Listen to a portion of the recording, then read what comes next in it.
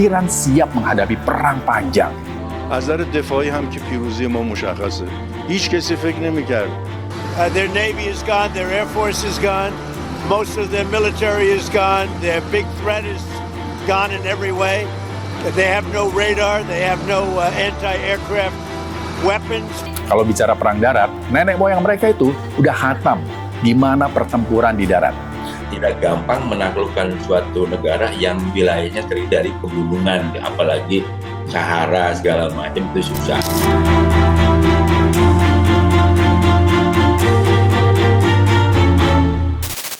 Dua minggu perang Amerika Serikat, kabarnya sudah ngebakar ratusan triliun rupiah. Angka sebesar ini cuma buat modal tempur. Kebayang nggak kalau jadi long game, bakal habis berapa ribu triliun lagi cuma buat perang. Bahkan sekarang nih, Amerika kabarnya nih sudah mulai nekat masuk ke perang darat untuk melawan Iran. Apa sih sebenarnya yang mereka cari? Jatuhin rezim? Nguasain total minyak di kawasan Teluk? Atau ada agenda lain yang kita semua nggak pernah tahu? Kita bakal bahas di Check Now.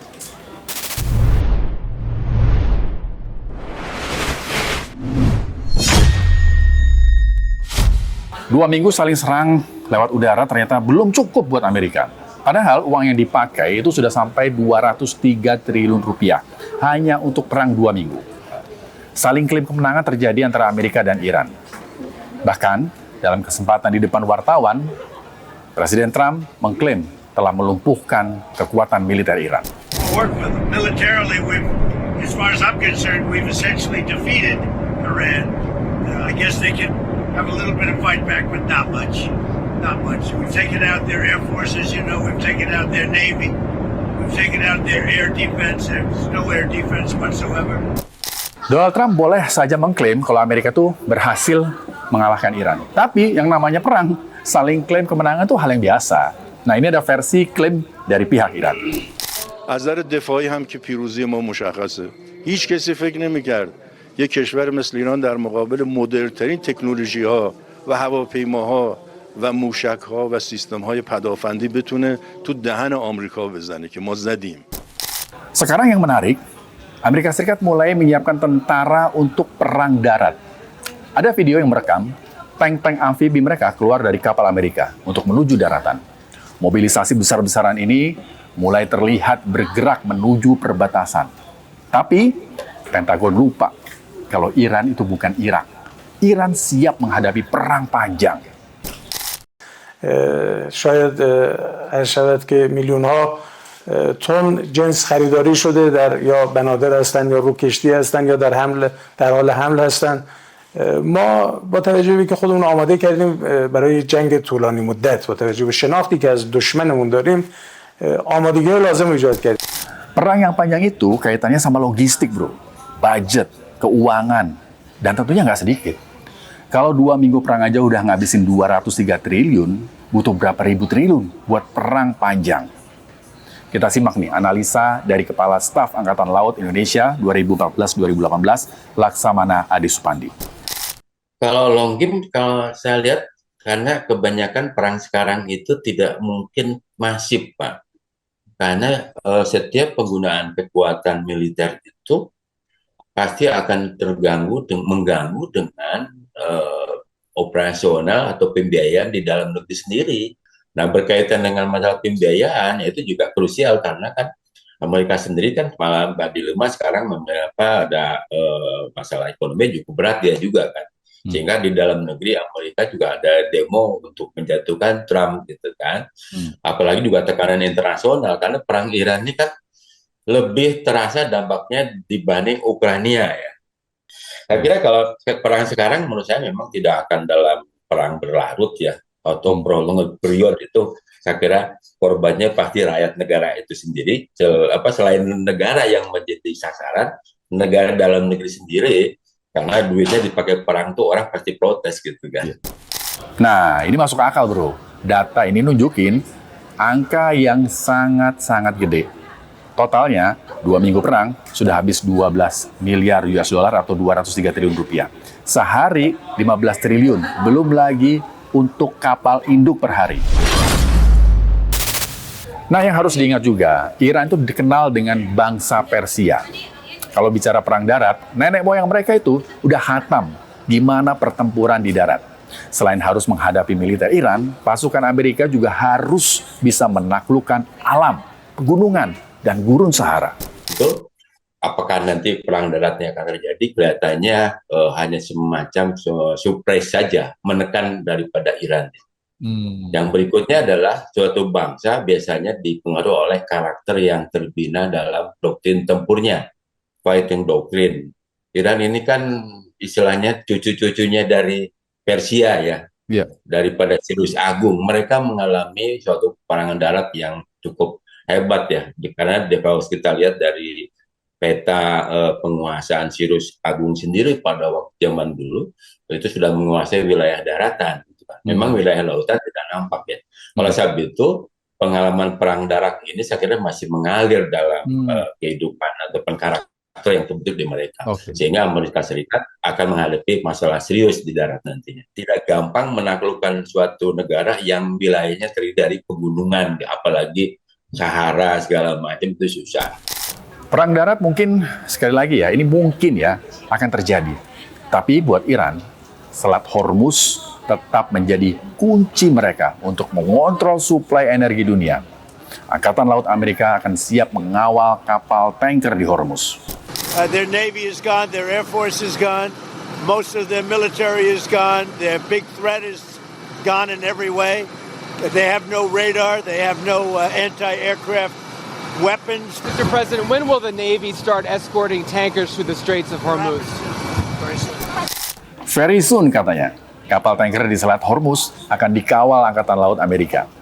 Tapi apakah akan segampang itu? Iran udah pasti nggak akan ngasih Selat Hormuz untuk bisa mudah diakses militer Amerika. هیچ ناو آمریکایی حق ورود به خلیج فارس رو ندارن. حضور آمریکا در خلیج فارس عامل اصلی ناامنی‌های 50 سال اخیر هست. Apapun dan dimanapun perang Amerika-Iran ini, Selat Hormuz itu tetap jadi mahkota Iran yang nggak boleh pindah kepala. Nah pertanyaannya, kenapa Iran nggak adu kuat kapal perang lawan kapal induk Amerika? Ternyata mereka memang nggak didesain buat tempur terbuka di tengah laut. Iran punya cara lain untuk mematikan dan menjaga wilayahnya. Memang kan kalau dengan kondisi perkembangan industri pertahanan Iran ya, kelihatannya memang dia tidak didesain untuk berkonfrontasi di laut ya.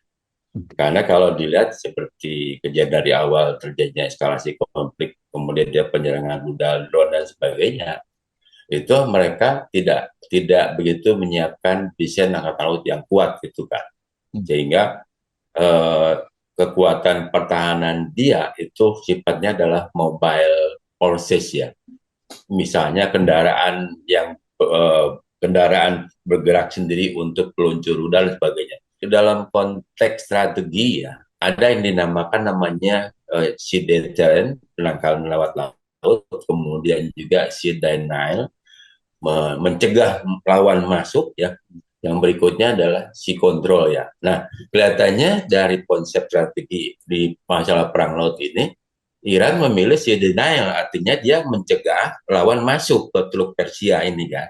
Kan rudal-rudal ini kan yang dimiliki Iran ada rudal-rudal Al-Fatah yang jaraknya 500 nautical mile, rotasi 500 kilo, kemudian ada juga rudal balistik yang kategorinya supersonik ya. Nah kalau itu menjadi satu sarana pertahanan untuk menyerang kapal induk dan juga pendaratan amfibi, itu juga akan merepotkan Amerika Serikat. Wilayah laut yang sempit terbatas itu agak menyulitkan untuk manuver kapal. Yang berikutnya lagi adalah sangat sensitif, vulnerable attack daripada pantai gitu.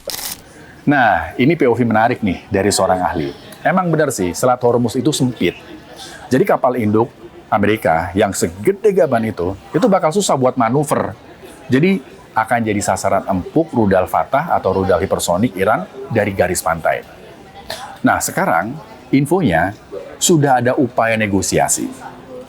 Trump justru ngasih sinyal ada jalur diplomasi yang diinginkan Iran. Catat ya, yang diinginkan Iran. They want to negotiate badly. I don't think they're ready. Just what I'm hearing. They want to negotiate badly, as they should. But I don't think they're ready to do what they have to do. But I think they will be ready at some point. Nah, sekarang apa benar Iran mau negosiasi damai? Menteri Luar Negeri Iran tegas menolak kata negosiasi dan siap dengan pertempuran darat. به روی کسانی که به کشور ما تجاوز ناجوانمردانه را انجام دادند و متحدینشون ما در حال یک مقاومت غرورانگیز هستیم به این مقاومت خودمون ادامه خواهیم داد بدون هیچ تزلزلی و همونطور که بارها گفتیم دیشب هم با شبکه CBS آمریکا مجدد تکرار کردم هیچ پیامی ارسال نکردیم تقاضای آتش بس نداریم. Amerika punya kapal induk, punya jet tempur, dan anggaran militer terbesar di planet ini. Tapi Iran punya senjata yang sama kuatnya. Geografi dan Selat Hormuz. Selat sempit yang jadi keran minyak dunia. Dalam perang, nggak ada yang benar-benar aman. Bukan hanya prajurit yang di garis depan, tapi pemimpin pun bisa jadi taruhan. Nah, sekarang muncul isu. Benar nggak Netanyahu sudah tewas dalam sebuah serangan? Menurut kalian gimana? Saya Rizky Hasan, tetap kritis, tetap waras. Merdeka. Makasih banget ya sudah menyimak Check Now. Kamu pengen kita bahas apa lagi? Silahkan tulis di kolom komentar. Dan jangan lupa like, subscribe, dan share supaya nggak ketinggalan informasi-informasi menarik lainnya di YouTube Official iNews. Saya Rizky Hasan, terima kasih dan sampai jumpa.